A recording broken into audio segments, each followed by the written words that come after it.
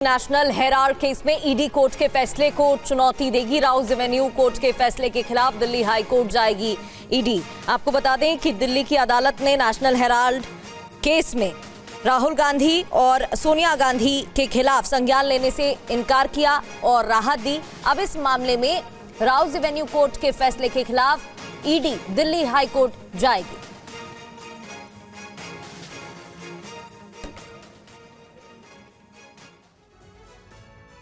और कांग्रेस नेताओं ने कोर्ट के फैसले को लेकर बीजेपी सरकार और ईडी पर निशाना साधा है।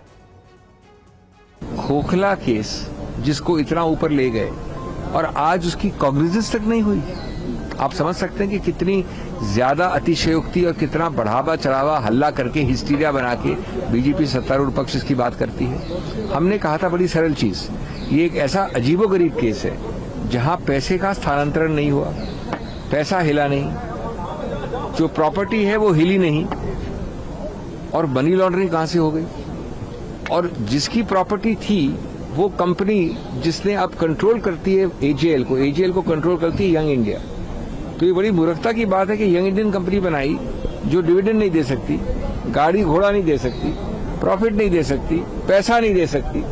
वो लोग जो बैठे हैं वहां पर, पहले मोतीलाल वोरा जी, सोनिया जी, खरगे जी, उनको कोई उससे कुछ एक पैसा नहीं मिल सकता और वो कहते हैं स्थानांतरण हुआ पैसे का, मनी लॉन्ड्रिंग हुई। तो इस बात पे कॉग्निजेंस सबसे नीचे वाली छोटी सी चीज होती है। कोर्ट कॉग्निजेंस भी नहीं ले, इसका मतलब है कि ये तथ्य विहीन केस है। सत्यमेव जयते, आज सत्य जीता है, मोदी का झूठ पराजित हुआ है। मैं इतना ही कहना चाहता हूं कि सत्य की विजय हुई है।